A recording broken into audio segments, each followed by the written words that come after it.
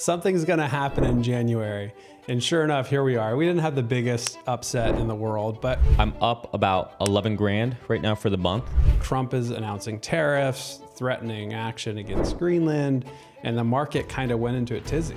I think the rest of the year is actually going to be pretty smooth sailing. I right now have $20,000 in profit for the month.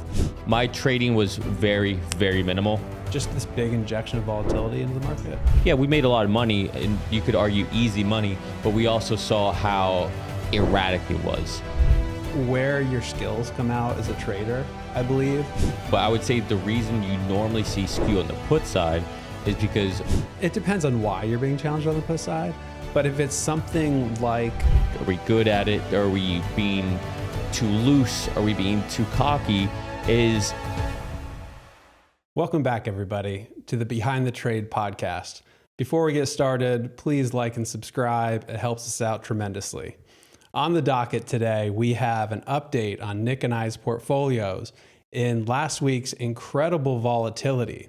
We've got some questions from a listener that we're going to get through, as well as talking about how Nick and I handled that volatility from last week, what trades we closed, how we did, how we were thinking about it as the market kind of went into a little bit of a tumultuous time as the market was fearful of geopolitical issues involving the United States and our trading partners in Europe. So let's hop into it, Nick. How is your month going so far? Yeah, so far, I mean, what's today? We're 20 something in January. Month's going pretty 25th. Good. 25th. I'm up about 11 grand right now for the month. It was a lot higher. I was up about almost 25 grand, I guess maybe mid last week. But I decided to make some very strategic moves with the profits I had so that I could roll some things out. I rolled some things up and out. So I positioned it, one, to be a little defensive with some of the positions I had, but also to take more advantage of the volatility we had at the moment. And so thinking a little bit further down the road than necessarily this month, which is funny because this is also how January started for me last year, where I ran to the exact same thing and I did the exact same thing. So wait a second here. 2 episodes ago, I was calling Nick a conspiracy theorist because he likes to say that January is going to have some volatility, something's going to happen in January. And sure enough, here we are. We didn't have the biggest upset in the world, but it did feel a little bit like that March, April of 2025 situation where Trump is announcing tariffs, threatening action against Greenland, and the market kind of went into a tizzy. Yeah, so not to say I was right again, but I was. But that's one of the reasons why I repositioned myself, was because I think to what you just said there, I do think that this past week, we'll really call it 2 weeks, was that event that I was kind of looking for. And I think the rest of the year is actually going to be pretty smooth sailing, at least let's say until we can get into the summer months. But for right now, I think we're going to be pretty smooth sailing through March, April, maybe even to May before anything else arises. Well, I want to talk about, you said you repositioned some of your portfolio. What do you mean by that? Do you mean you took losses? Do you mean you just moved your positions to kind of safer positions? What do you mean by that, and why'd you do it?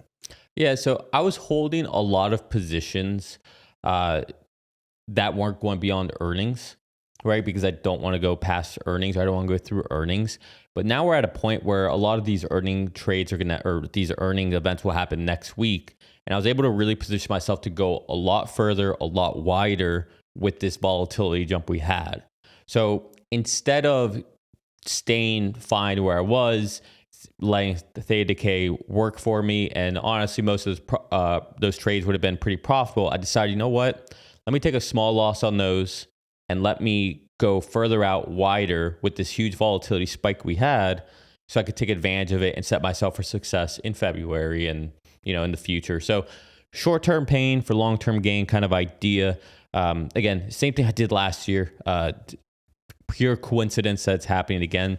And then the other one was with Meta. I I chose to, maybe it's not necessarily losses, but I chose to buy a lot of shares of Meta instead of closing out a call on Meta, a short call on Meta, and that turned into a covered call. And so we'll see how that plays out, but I'm going to hold that through earnings. So you said it wasn't a short put that you took assignment of shares. You're saying you had a short call and you bought shares for what reason? To make it into a covered call, because I want to hold it into earnings. Right. Okay. Yeah, I mean, my month is kind of similar. I right now have $20,000 in profit for the month, but I also have a problem child. I guess let me finish real quick because sure. I think I know what you're going to talk about, or maybe not. But I did have one problem child, which I would say was a real loss I took for the month, and that was Micron. The same trade I talked about last week that I was having a problem with. So that was what I would call like a real losing trade I had.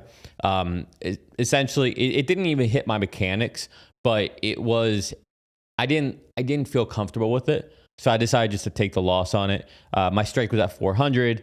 I think we were at 388 when I closed it out. So I closed it out for like around a $5,000-$6,000 loss. And so that was the bulk of what brought me down from, the low to mid 20,000s for the month down to where I am now, whatever I said, around 11,000. And then the rest was just adjustments to set myself up. But that one, I keeps thinking like, hey, this thing's so overbought. But like we were talking about the other day, I think it can stay overbought longer than what I'm willing to stay in it. So I just decided to get out of the way. Right. And actually, I wanted to ask you a question about something you said a minute ago, which was you repositioned your shares or your options, but you didn't want to go through earnings. So when you repositioned your options, you did that because there was a volatility spike, right? And you didn't do it because there was a volatility spike, but that volatility spike allowed you to collect more premium while going wider, correct? Yeah. But you also now are going to go through correct. earnings. What are your thoughts at going through earnings now in that type of a position? Yeah. So the equation changed, right? All of a sudden volatility spiked and there was an opportunity to be had. And we know normally there's a volatility contraction, a major volatility contraction post earnings. And that tends to be the way any earnings play works, right? Is you get into it right before the earnings, which is kind of what I'm able to do, and then it collapses. What was unique about this was there was a what I would call synthetic pop in volatility. There's fear about the Japanese 40-year bonds. There was fear in Davos about Greenland, and all of that subsided come Wednesday, but all that fear created a lot of volatility, and I decided to capitalize on it. And so the extra injection of volatility into the market this close to earnings already, I was like, there's kind of an opportunity here. So I decided to take it. Right. That's definitely smart. Well, we'll see. Yeah, we'll see. With the increased volatility, how does that benefit you as a trader? Well, it benefits me because I can get to a strike that's wider, which means for the same statistical probability that I would have had prior to that, I'm able to get even wider using the same statistics. So let's say that it was a normal standard deviation curve, right? One standard deviation, 68% probability of being in between that. Maybe let's say that would be for, I'll use rough numbers, would be $100 to $150. Maybe that's normal standard deviation. That increase in volatility now made it say $75 to $180, right? And so I could get even wider. And that volatility, I know, isn't real. It's the market injecting fear, uncertainty, and that's where I can take advantage, especially going through earnings. Once earnings hit, after everything we saw with the with Trump's speech in Davos, which he essentially said that no, we will not use military force to invade Greenland, all of a sudden the markets completely rebounded, volatility crashed, and we saw the markets rip up. And then also with the Japanese bond market, we saw the Japanese Fed Reserve, if you will, they have called for a calming of the markets, and everything is somewhat settling down once again. And so it kind of played out the way I thought it would. I didn't think it'd happen this quickly, but I also did last week post on X that the Greenland drama would resolve itself by the end of Davos, and it got resolved by the end of Davos. So some of it was predictable, not so much because I know what Trump's thinking, but more so I know that they have midterms ahead and they're trying to get things done quickly and they don't need to drag anything out. And so that's where the market awareness comes in. Yeah, that makes sense. Were you putting on any 0-day trades last week with the increase in volatility? I placed one on Friday, and that was it. I was traveling all last week, so I was in New York City, Connecticut, so my trading was very, very minimal.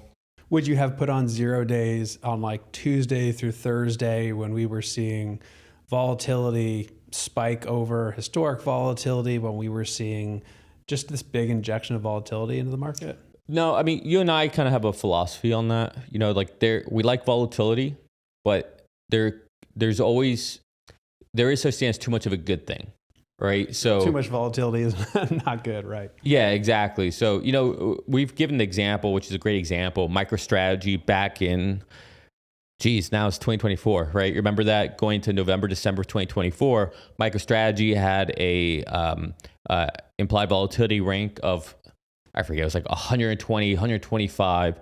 And, you know, we both traded it, but we kind of learned a lot going through that where, yeah, we made a lot of money and you could argue easy money, but we also saw how erratic it was, right? So it was too much of a good thing. And I would say that's what happens with these moments like this. And I want to stay away from those. It's one thing if it's normal volatility in the market. It's a different thing when there's huge issues in the Japanese bond market, which is creating issues in our bond market, when there's all this drama at Davos and Trump's rhetoric on Greenland, and he was, you know, increasing the rhetoric about tariffs to everyone, and then, you know, whatever his name is, Stammer, whatever it is, he was creating even more drama. So there's a lot of this back and forth. Macron and Trump said they weren't going to have dinner in Paris anymore. I mean, it's just like all this drama between NATO, and just, it was like, I don't want to be anywhere near that. There was too much going on. And so, no, I wouldn't have. But Friday, I did trade a 0 day, and I did it because, hey, things were calm again. You know, weeks like last week are really what this podcast is kind of here for. It's what we're here as like a trading community for. It's where your skills come out as a trader, I believe, because it was not an easy week. It was the market, S&P 500 went down from about 2 Wednesdays ago, from like the 13th all the way to the 21st.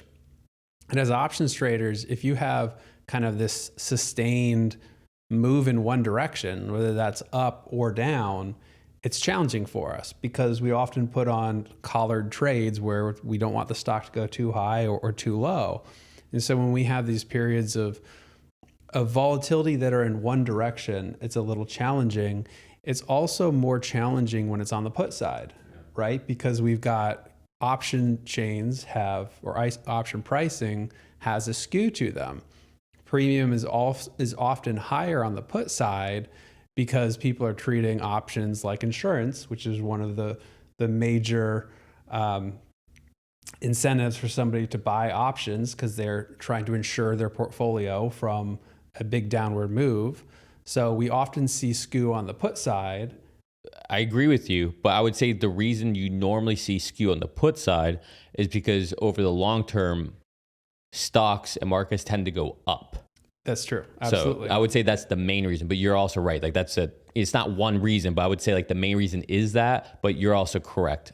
Yeah. And as options sellers and buyers, but often option sellers, when you get challenged on the put side, it's a little bit more painful than being challenged on the call side, because you've collected more premium for the same number of contracts at the same width away from the at the money line. And now you're getting challenged and you're down 300% on that position. And that's a larger number than it would have been if it was on the call side. Do you think it's harder to be challenged on the call side or put side? You think put side? Absolutely the put side. See, I think it's harder on the call side, because on the call side, you're naked. So to me, that's a scarier proposition. If you're naked. If you're naked, which we normally are. So let's use under those operating parameters. I think it's scary on the call. It's just interesting that I didn't know this about you. I'm learning this right now. Well, when you're being challenged on the put side, it depends on why you're being challenged on the put side. But if it's something like this, March and April of 2025, or this little tariff scare that we had over the last 2 weeks, it's not just your option positions that are decreasing in value. Your shares are decreasing in value. Fears going up in the market. There's uncertainty. You don't really know what to do. When you're being challenged on the call side, it's like Micron. It's like, okay, they had fantastic news. They're doing whatever. I'm probably just gonna have to take a loss on this. And you take a loss on it. No big deal. You move on to the next trade. There's very rarely like a market, like a macro reason why the whole market just takes off on you and you're not expecting it. Yeah, I want to hear you were talking about your problem child, but just before you jump into that and finish off about how your month is going, you said something at this, I don't know, 5 minutes ago. You said that weeks like this are what this podcast is about. I couldn't agree more, and I think it happens enough times where most recently November was a month like what we had this past week, where November was pretty rocky, pretty crazy. If you guys remember, we had a government shutdown. We had all this uncertainty about AI companies. Michael Burry was shorting everything. There was one worry about a bubble in AI. And I don't remember your numbers, but for me, that went from closing out October at a 6-figure win. I think I did like 108,000 October, to going to November, where at one point, start of November was great. I was up again like 20 something thousand, to finish out November only up $4,000. All right. And then to go into December and things are kind of back to normal and had a $40,000 month. But to your point, the real proof of what are we doing? Is it working? Are we good at it? Are we being too loose? Are we being too cocky? Can you go through a month like November? Like the Octobers and Decembers, like those are easy to come by. Like when you have those months, they're easy. You didn't have any challenge. November, that's where you have to say, okay, I've got some gains. Let me get rid of this problem child. Let me get rid of that. Let me defend a little bit. Like sometimes you're not in that month just to make profits. You're in that month to try to get out of it profitable without any losses, even if it's only $4,000. Yeah, I couldn't say that better myself. That's truly correct. And it's important that this week happened in this podcast, because we're on, I think, episode 7, and we've basically had 7 weeks of not challenging times where we come on here, we're on the podcast, we're like, oh, everything's going great. I've only lost 1 trade in the last month. Like this, we make it sound so easy. So this is the first week where we've had enough volatility that it's forced us to take some losses, forced us to reposition some trades, do some things that actually take some skill in options trading. And so we're not just up here saying, hey, we win every trade, we have the secret sauce, we never lose, we're brilliant geniuses. We are all of that stuff. And beautiful and smart and sexy. But we're on this podcast so that we can talk about these more difficult trades, right? Yeah. So I think it's really important. But yeah, so my month, I started off fantastic month. And then I had 3 positions, Microsoft, ServiceNow, and Oracle. And they're all moving the exact same direction, which was south. And I ended up taking a loss on them all on the same day, which I think was Wednesday or Thursday, because our mechanics, based on the mechanics, it was time What side? Put side. On the put side? Mm-hmm. Yeah, on the put side. All three of them were on the put side. And I took the loss, and the very next day, the market started rallying again. Okay, so that was on Tuesday. So on Tuesday, you took it. Okay. Yeah, the market started rallying again. I'm like, come on. Are you kidding me? Yep. But you have to do that because we don't know where things are going to go. We didn't know, like we were talking about the other day, we didn't know that Trump at Davos was going to say, hey, we're not taking military action in Greenland. We're going to put a pause on these tariffs that I said we're going to start February 1st. We're going to pause those as well. So the whole market rallied. But you were absolutely right when we were talking about it. And you said, yeah, it happened Wednesday and the market recovered, but it could have happened 2 weeks from then. And then what would your positions been? You're down several 100% on those positions. You were at the point you needed to take a loss. And if you don't take the loss, you don't know what's going to happen in the future. And that loss could double or could triple. So that's why we stress so hard risk management first. Risk management is the first thing you think about. And so when we're in this position where either like you with your MU trade, you weren't at the point where you needed to take a loss, or me on these three positions where the mechanic said, hey, it's time to take a loss. It's important to do so with risk aversion at the forefront because we're both still profitable for the month. Correct. Yeah. I mean, it's like you said, something we stress a lot. You're not going to win every trade. I constantly talk about how we tend to have a 90+% win rate right now, so far into the month because of the losses that I took, intentionally, mechanically, even if it wasn't necessarily mechanically, because I did it a little earlier, it made me comfortable. Now my win rate is down to 87.8, right? So it's below my usual 90,000 or 90%, but I'm more comfortable now. And you're going to have that. You need to take those losses sooner than later. That way they don't hurt you. Because if you wait, like you're saying, then it'll eat into your profits too much, right? So you're going to have misses. It's okay. The question is, can you take those misses quickly and fast enough and get onto the next trade rather than sitting there hoping and wishing that's going to work in your favor? If you can do that, that's the difference between having a profitable month, being a profitable trader, and not. Well, not only that, but losses tend to come in clusters. Have you noticed that? They come in clusters when there's an injection of volatility into the market, for example. Yeah. March and April, November, this last week. And so you end up taking a few losses. It can be difficult emotionally if you're not used to it. But it's those times when you have to think to yourself, it doesn't even matter if I'm profitable this month, because I know there will be many months like October was, like December was, like September before that, like where it's just like you're picking up pennies, dollars, more like dollars. Yeah, dollars. But so you have to recognize when those times are present where things are a little bit more challenging. You switch your mindset from how can I make as much money as I can to how can I reposition these trades so that my month still ends up profitable. Yeah. So what's this problem child you said you have? So you took those losses that you mentioned, but then you said you have a problem child? Also Micron. Oh, okay. Okay. So that's So also Micron, really it's a weird situation because typically, by the time you're at the money, you're being challenged. Say, in this case, I had a strangle on, set it somewhere like a 16 delta to start. By the time you are at the money, you're typically down somewhere between like around 300% on that side, not the whole position itself, not the whole strangle. Especially depending on how fast you got there, right? The faster it gets there, the more you'll be down, rather than if it just kind of ticked up there slowly. Yeah, exactly. And so that's where I'm leading to here.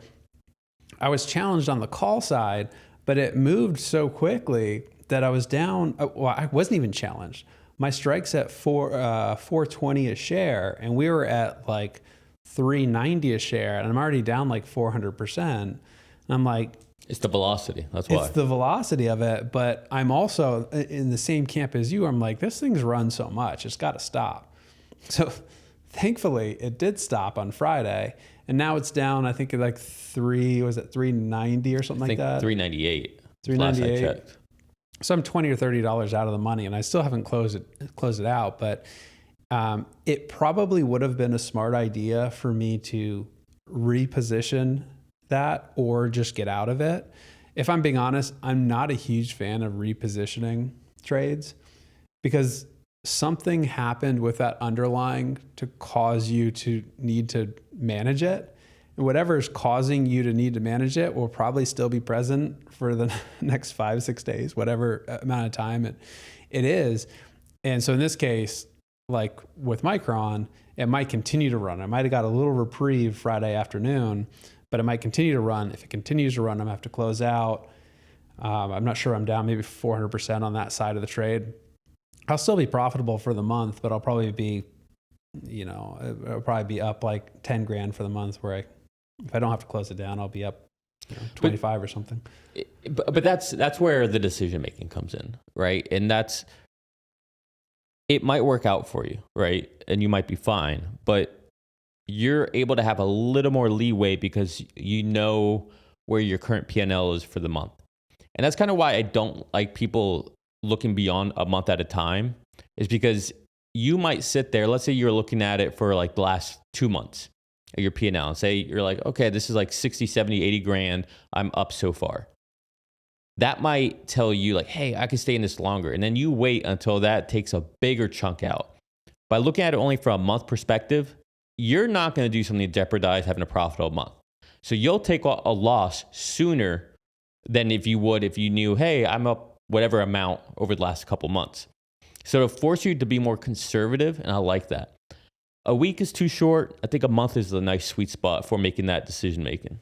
Well, yeah, and I think at least we treat trading options like a business. Yes. And we advocate that others take that approach as well, because you're trading options because you want to generate, it's not passive income, but you want to generate income off of your existing shares, whether that is selling covered calls, or maybe you're trying to reduce your cost basis on shares by selling puts and waiting for the stock price to come down to you so you can buy stock at a lower price while keeping all that premium. So you want to generate income, but if you're generating income, how are you going to track it? Why are you doing it? Are you doing it to supplement retirement income? Are you doing it to replace your W-2 job at some point?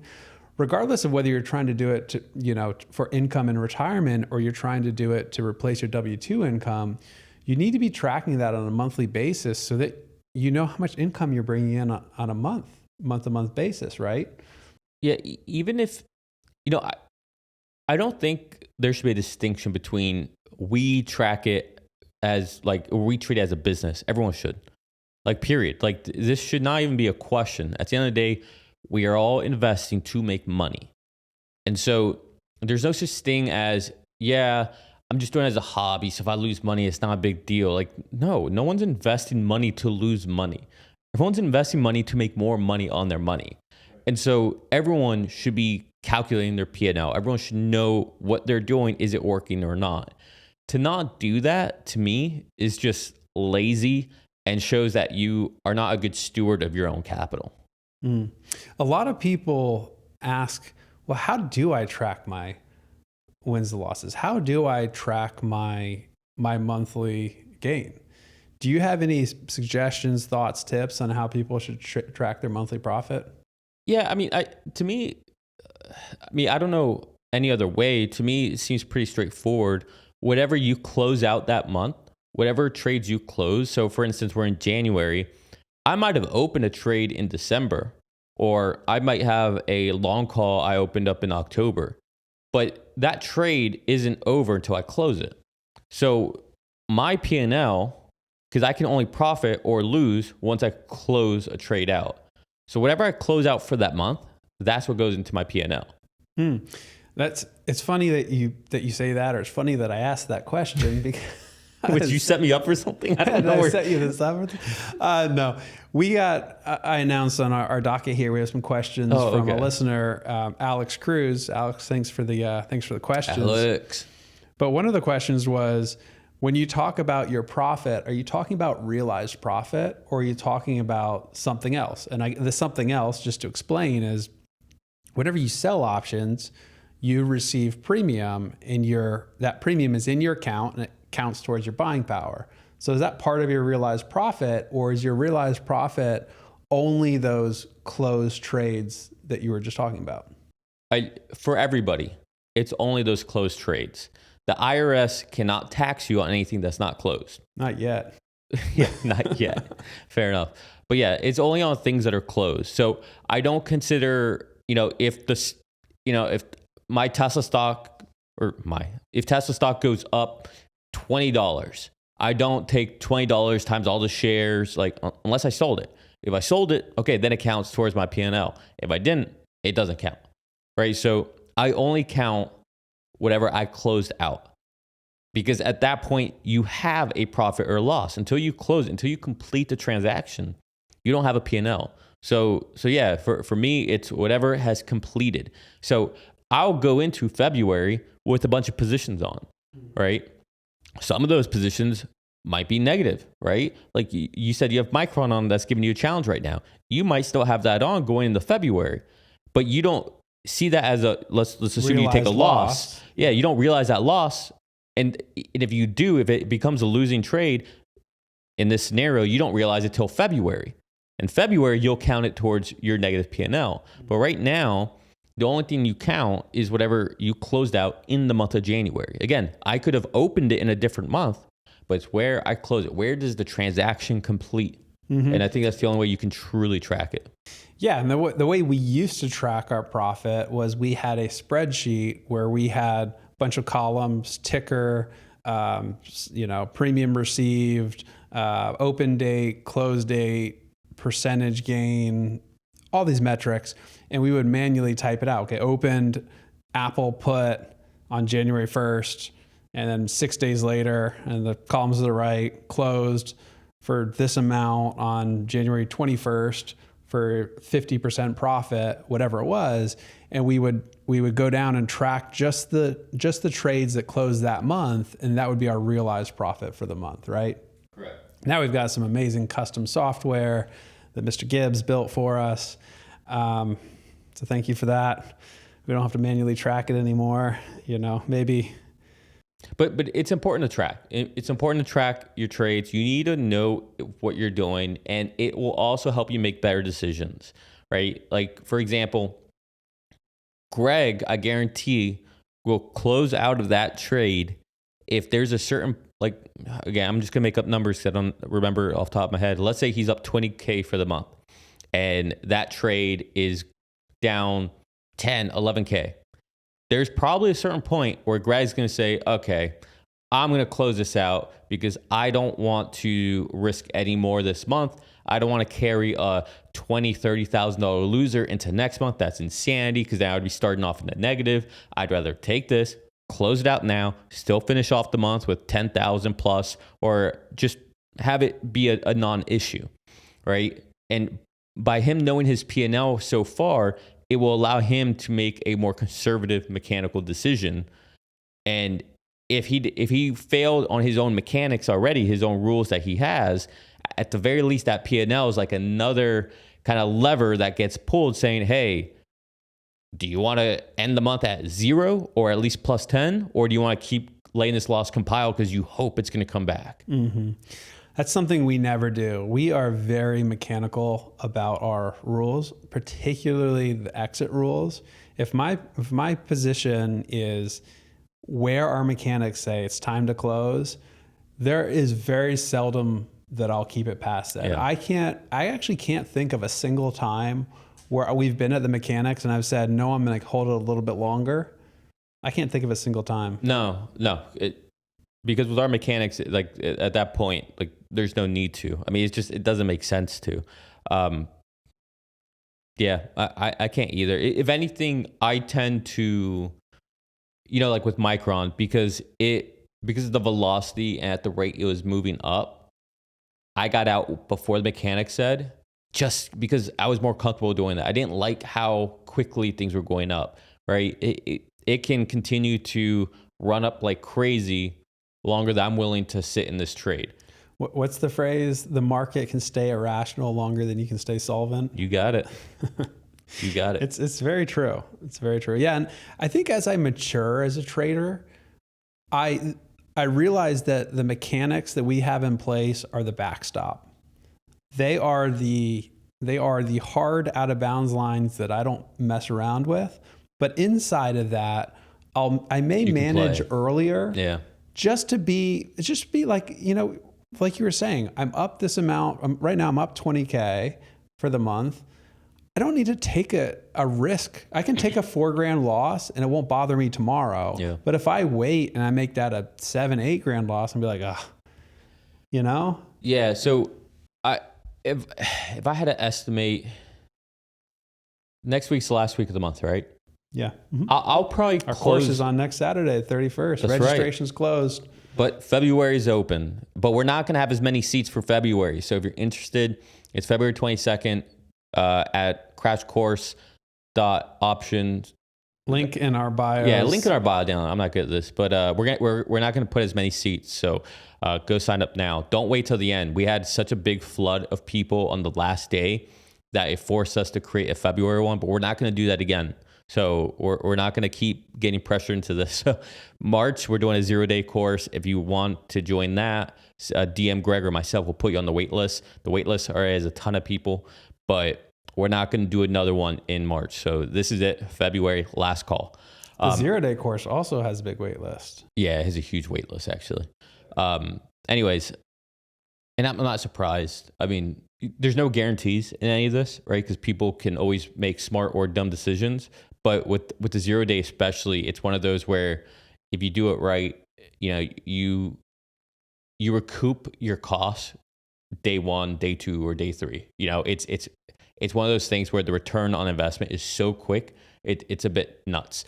Frankly, we should probably raise the price on it, but I'd rather not do that since it's our first time doing the course, and we probably will raise it after this. By the way, this is not like a pressure thing. It's just we need to make sure that it makes sense on our end too. Anyways, I was trying to get to a point. So next week's the last week, right, of the trade month.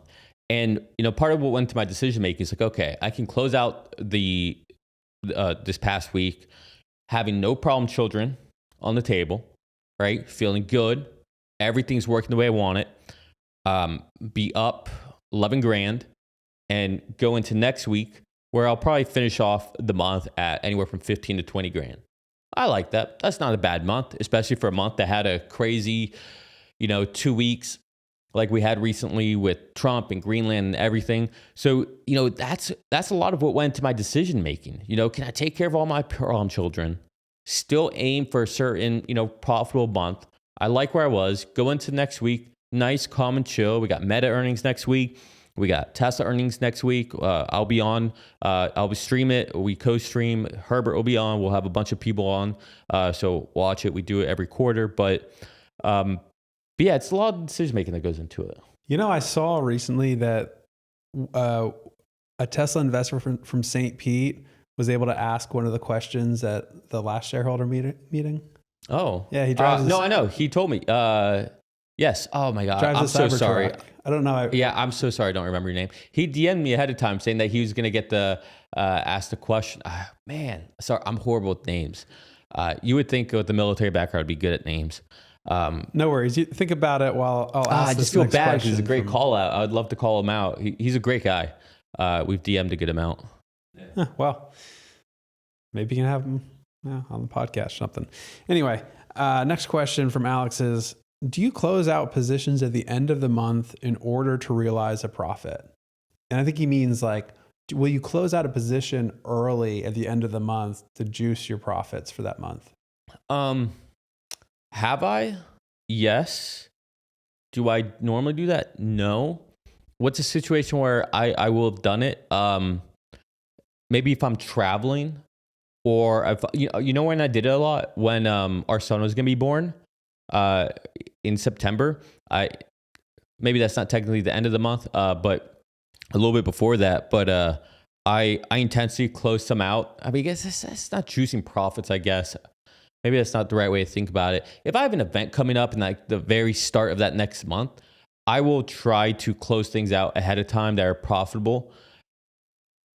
Yeah, so I guess that's not juicing profits. So maybe I don't do that. But I think about my calendar, right? My calendar dictates a lot of what I do. I was traveling this last week, so I didn't do any 0 days. I traveled on Tuesday, so on Monday I was doing a lot of this management, so I could go into New York and Connecticut and be clear-minded, not having to sit there worry about it. So maybe that's more of what I do. Maybe juicing is not the right way to think about it.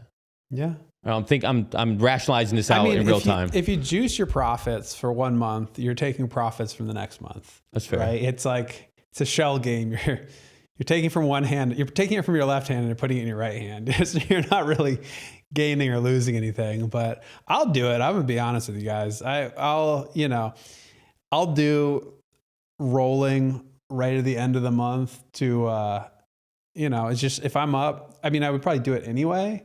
But if I'm up 25, 30% on a position and it's the last day of the month, yeah, I'll roll it. I'll roll it. I'm going to roll it anyway, probably on Monday. Why not roll it on Friday? It's within the bounds of when I would be rolling the position anyway. There's not really a way to like. But I don't call that juicing because that's right within our mechanics. Anyways. Yeah, there's really no way to juice your like profits for the month. Yeah, there's no way to do it. Like if you understand our system, you would understand that you're not going to juice it. Well, let me give an example.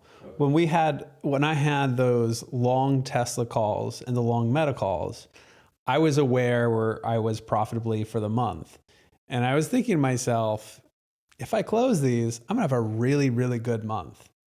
And so I think I probably don't know if I closed them right at the end of the month or it was mid-month, but it's in my mind, like I'll have a baller month this month if I close these out. So I don't know if I would call it juicing anyway, especially when it comes to long calls. Because long options, you have a lot of risk on the table that people don't think about. Right? It's kind of like everything's like backwards with options. Like people think when it comes to buying long calls that, hey, it's defined risk, right? You can only lose what you put in there. But the real risk with them is that one, you lose that money, but two, any gains you have, they may be fleeting, right? And so to me, it's like, it's not juicing. It's like when you got that chance, take it. Yeah, it's absolutely correct with long options. Absolutely correct. Yeah, and there's really no way to juice short option. Will you manage out or close like I was describing if you know like what's coming up on your calendar, or will you just roll with it? No pun intended, but will you just rock with whatever you got? No matter what's on your calendar. The only time I will make adjustments in my positions because of my calendar is if I'm going on vacation. I'm going to be on a plane. I'm going to be somewhere that doesn't have service. I don't want to stress about it.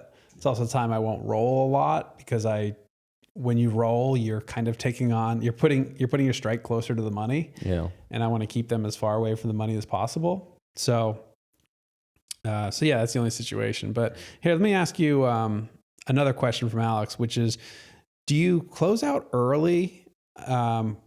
Do you go to expiration or do you close out positions early? Just generally in options. Generally, I won't go to expiration. There are some strategies where I will go to expiration. I'm not going to give away all of our secret sauce here if there is one. But no, generally I won't go to expiration. Yeah, you take on some additional risk if you go to expiration. There's some reasons for it that we teach in the course, and there's significant reasons to not go to expiration. People do it. I'm kind of surprised that we talk about the 45-day trades as our bread and butter. And in that case, we would put on about 45 days till expiration. We'd take it off somewhere around 21 days to expiration for certain reasons. But there are active traders out there like posting on X that will open a position 14 days till expiration and then let it go to expiration.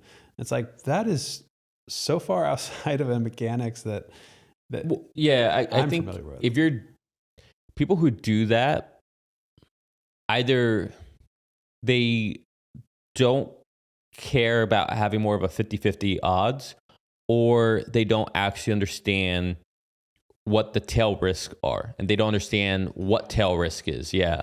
So, and how it works with options, again, it's kind of what the genesis of the options crash course was derived from, was people, after I got you and Junior sucked into this, other people started asking me, and, so I kind of taught a couple people and even more people. And clearly there was a hunger out there for people who could tell there's something here, like this can work. There's something here, but they didn't know what that equation looked like. And a lot of them get caught in those tail risks or those gammas, or like, hey, they did everything right, but they didn't know this is just the wrong time to put on, or they didn't really understand like the mechanics of volatility, right? There's so many different types of ways to look at volatility. And if you're looking at, IVX versus IVR, and you're trying to treat IVX the way you would do IVR, or if you're just looking at the VIX, like all these things are valuable if you understand them in the right context. But without understanding them in the right context, people do, I don't even want to say stupid things, but it's just not optimal. Not only not optimal, but they just don't understand. They don't know. Right. Like, you're not doing a stupid thing if you don't know. A lot of people think they're doing the right things, and they don't know.